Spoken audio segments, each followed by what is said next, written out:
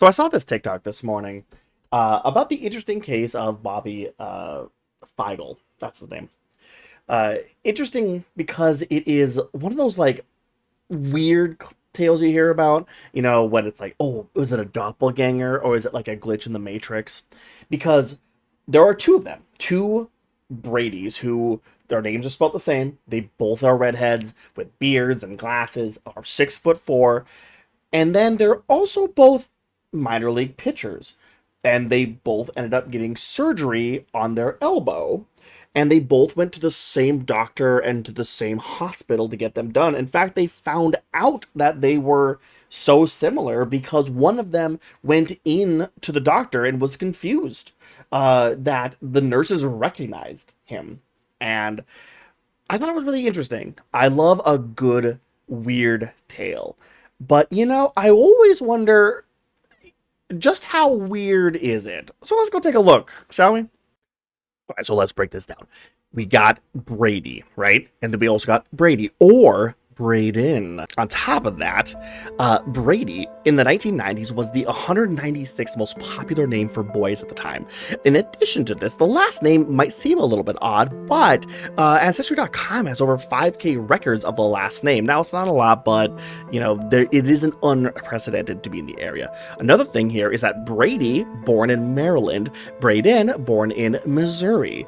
Now, they do look alike, and that has a lot of everybody thinking, okay, maybe they're doppelgangers, but 2 to 6% of the US population is redhead, and although this isn't the largest percentage, we have the most redhead population in the world at 6 to 18 million individuals as of like 2018. Not only is it a reasonably common name, especially in the 1990s, but it's not super uncommon for someone like this to be redheaded, especially in the eastern part of the country, considering that when it comes to which states are the most redheaded friendly in America, we can see that West Virginia, Kentucky, Ohio, Indiana, and Maryland are some of the top 5. So that area is not just good for redheads, but it's also good for dun-dun baseball. That's right. Connecticut, Illinois, Maryland, New Jersey, New York, Texas, and Virginia. So not only do you have a reasonable concentration of redheads in that area, that we're assuming because technically we don't have that broken down by individual states in the consensuses,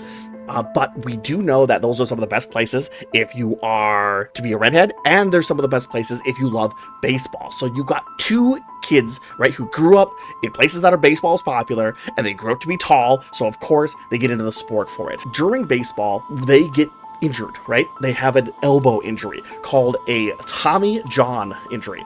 Now, it's called this based off of a previous baseball player, but, well, it's an uncommon injury for, say, me or you. It's a reasonably common injury for baseball players. In fact, it is said here, time of writing, the prevalence of Tommy John surgery in professional baseball pitchers at the major league level is 25%, and these numbers continue to climb. And this, I believe, was written around it must be post-2014, so take that with a little bit of a grain of salt, just be aware.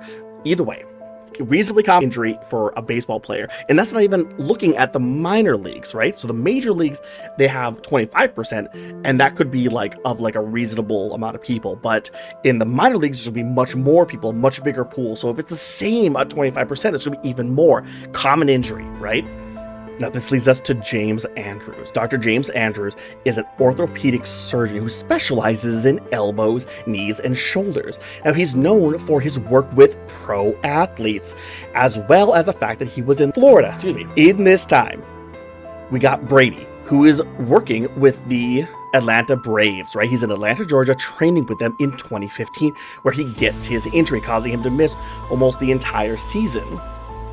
And in 2015, we find here Josh Porter, who is the athletic trainer for Ole Miss Baseball, a University of Mississippi team that Braden was currently training on. So both these people are near Florida at this time. So of course they would go to the best person for their type of surgery. Now, when you hear the story, it is often said that this individual went in and they're like, oh my God, you look just like the person who just left. Was it the same day?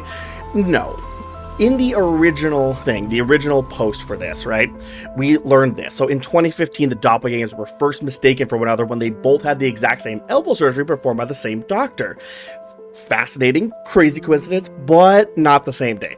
I was probably 6 or 7 months out of surgery, and their office called our trainer and said, "Hey, when's Brady reporting for surgery? Is it getting down here tomorrow?" The younger Brady said. So, in conclusion, two redheads were born within 5 years of each other in states where it is the best place to live in America if you are redheaded, with the first name that in the 1990s was the top 200 boys' names and the last name that is centralized in that area. Each grew up to be tall in states where baseball is one of the most popular sports to play, and got good enough to make it to the minor leagues, where they both suffered from a common baseball-related injury to the elbow. And since in 2015, they were both within a few states. They were both within a couple states away from one of the best practicing elbow doctors who was known to work with athletes. One of them got a call 6 to 7 months after his surgery, asking if he was coming down for the surgery, and he was like, what the frick? And here we are, sensationalized by the news, resurrected by TikTok in the year of our Lord 2024 for the consumption of the masses. Who is the Jupiter Brain Now universe? Your simulation is weak and I am strong. Do you know who I am?